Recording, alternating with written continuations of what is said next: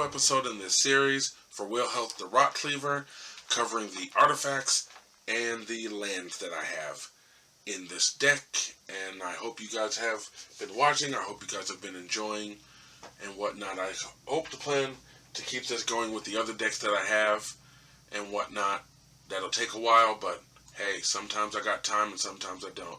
That's why if you watch a lot of my videos, I say on to the next time when I have time. Right now, I just happen to have time. And the first artifact we're going to cover is good old Soul Ring. 1-drop artifact, test for 2 colorless.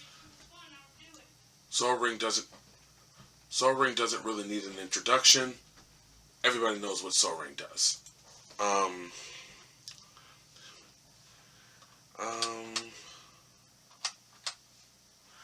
And I really just like, my best friend and I do it all the time. I really just like saying this name because every time we see it, we're like, oh my, it's Urza's Incubator.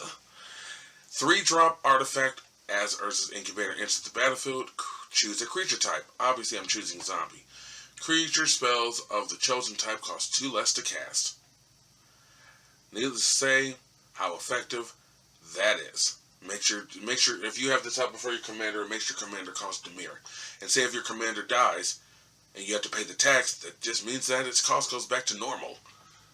Not really hurting a lot. Love this card. Then we have Booyah right there. Vanquisher's Banner. 5-drop artifact. As it enters the battlefield, choose a creature type. Needless to say what I'm choosing. Creatures of the chosen type get +1/+1. Oh, creatures you control of the chosen type get +1/+1. I'm sorry. Whenever you cast a creature spell of the chosen type, draw a card.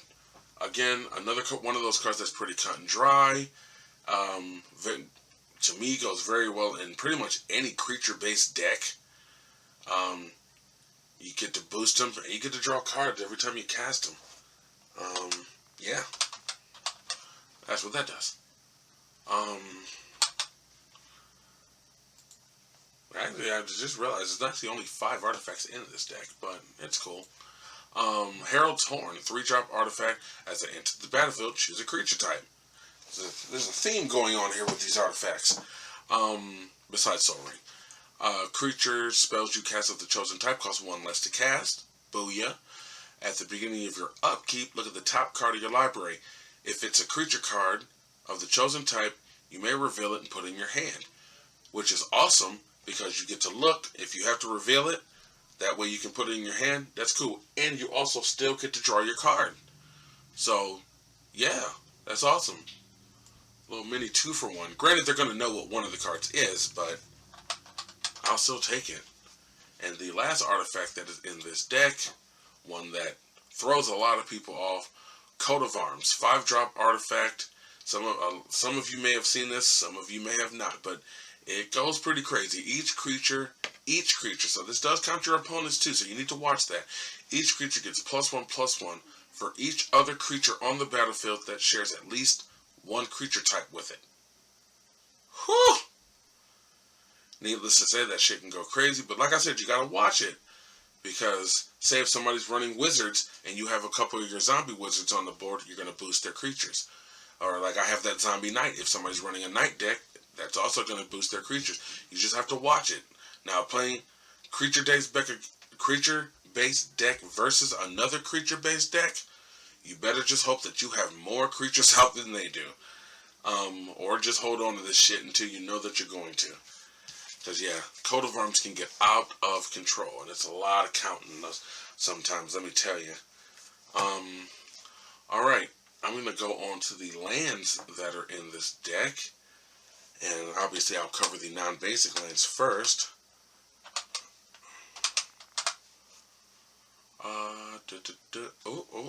Sorry. Oh, it's right there anyway. I have Shipwrecked Marsh. Enters the battlefield tapped unless you control 2 or more other lands. Awesome card. I've had this in my opening hand before and just went ahead and played it and gotten out of the way. But I'd say the majority of the time, yeah, it enters the battlefield untapped. Can tap for either or color either or Demir. So,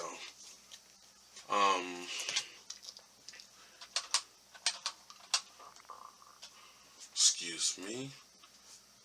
Next, oh, whoa, nope, that's not the card I thought I clicked on.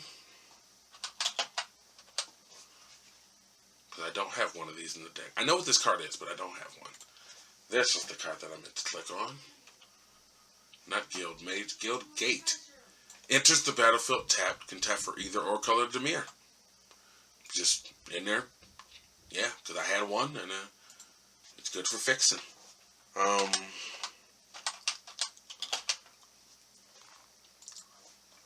Then we have Choked Estuary. As it enters the battlefield, you may reveal an island or swamp card from your hand. If you don't, it enters the battlefield tapped. Taps for either or color Demir. Now, the thing that gets me about cards like this, and I want to say there's some for each color combination, is that some people will reveal the land and then not use the mana. I'm like, well, what the hell was the point of revealing it? Now I just know one of the cards in your hand. To me, that doesn't make any sense.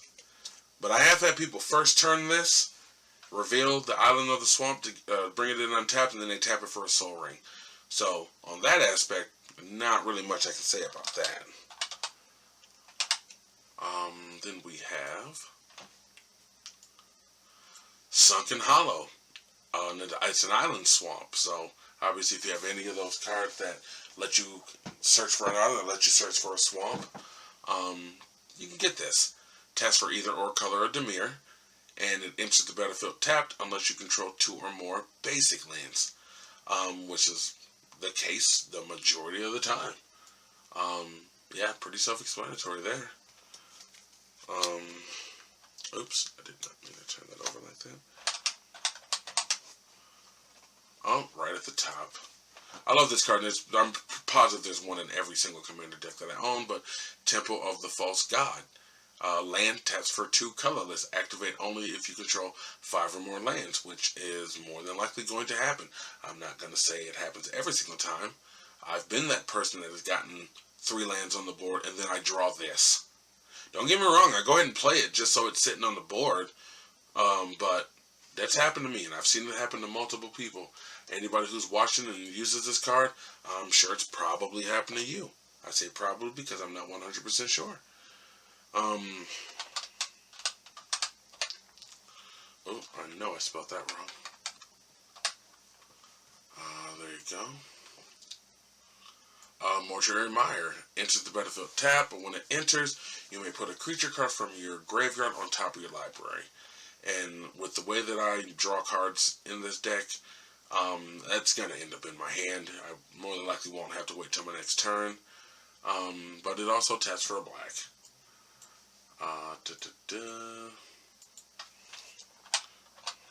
Oops. Next, we have Bajuka Bog. One that I'm sure a lot of people know. Enters the battlefield tap, but when it enters the battlefield, you exile target player's graveyard. Yeah, those graveyard decks are, recursion decks, or you keep getting instant sorceries out of your graveyard. Yeah, if this comes down, that shit's over. Another card I'm pretty sure a lot of people already know about. Bajuka Bug, I mean. Then I got this. This actually just came out in New Capenna. But Waterfront District enters the battlefield tap, can tap for either or color Demir. You can pay 2 on Demir, tap, sack it, and draw a card. Late game, that's very helpful. Early game, it just sits there for a while, and until you have enough lands that you don't need it anymore, you can get rid of it. Let's see.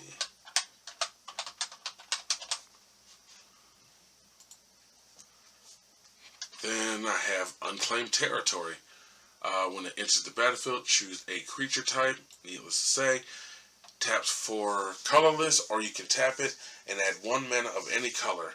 Spend this mana only to cast creature spells of the chosen type.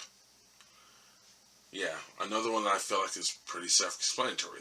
You can use this if you need it, but Yeah, this will help get you. This will help your color fixing, obviously, so you can get your creatures out there. Da, da, da. Oh, you are not supposed to be in this pile. You go over there. Oh, there you are. Temple of Deceit. Just like the other temple lands, it enters the battlefield tapped, and when it enters the battlefield, you get to scry one. And it taps for either or color of Demir.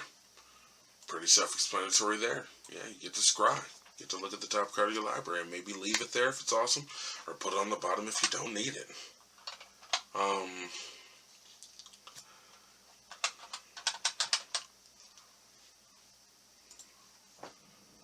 And then I have, obviously, a command tower. I'm not going to go into explaining what that, you know what, I may, because there may or may not be some new players watching. This command tower is a land, and you can tap it and add 1 mana of any color in your commander's color identity. So whatever your commander's colors are, as far as their converted mana costs go, you get to,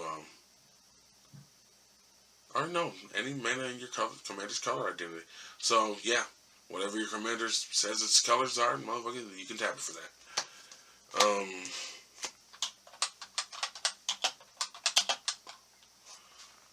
Then, there's not, oh, these, oops, oh, I just dropped some of my cards. I know some of you know how that is. This sucks. Luckily, it was only 4 and they were right next to my foot. Path of Ancestry. Enters the battlefield tap, but you can tap it, add 1 color of any color that's in your commander's color identity. When that mana is spent to cast a creature spell that shares a creature type with your commander, you get to scry 1. And the funny thing is, I'm sure it's down there. Let me see.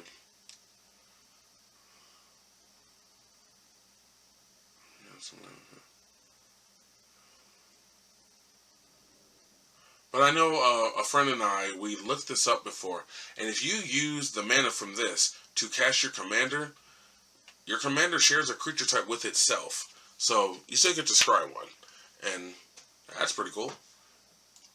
I didn't think it worked that way. He proved me wrong, and there's nothing wrong with that. We cannot be right about everything. Especially in this game when things change, and no matter how long you've been playing this game, with the way sets come out and new mechanics come out, something's always going to come up that has never come up before, and you're like, shit, how does that work? You know? And also, and this is the second to last non-basic land, Demir Aqueduct.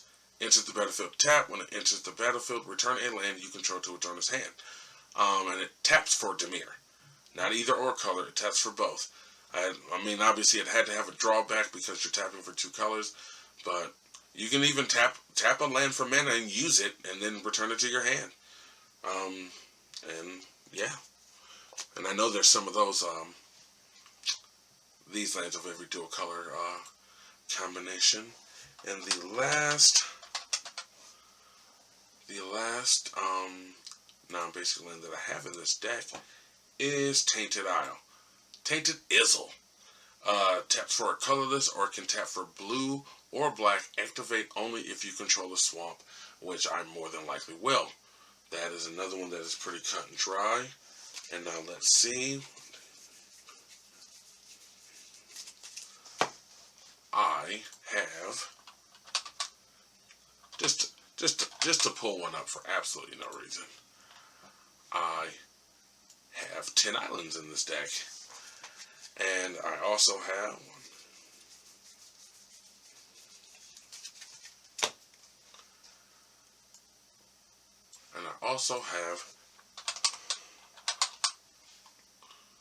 oh, I actually put the S on it like a dummy. Really? That's what we're gonna do here? I have 12 swamps. And there it is. That is my Wilhelt, the Rotcleaver series. I hope you guys enjoyed it. If you have any ideas of things I can use, things I should take out, if you have any ideas for things I should take out, please also have an idea of what I can put in to replace it. You can't. I hate when people are like, "Oh, you shouldn't use that." Okay, then what do you suggest? because that was your idea to say that, not mine. These cards are in the deck because A, it's what I had in my collection and I was able to make it this way, and B, I like it. So, you know, every player literally plays differently. Every single solitary one. And that's actually one of the things I like about this game. Everybody has their own ideas and takes on it, and that's completely fine. You're completely allowed to. But this will end this Wilhelt series. I will do another one soon on another commander deck. I'm just not sure which one yet. It's all about the timing and when I have set time. So, until then, I will holler at you guys later. Oh, please feel free to like, share, subscribe, comment, all that good stuff.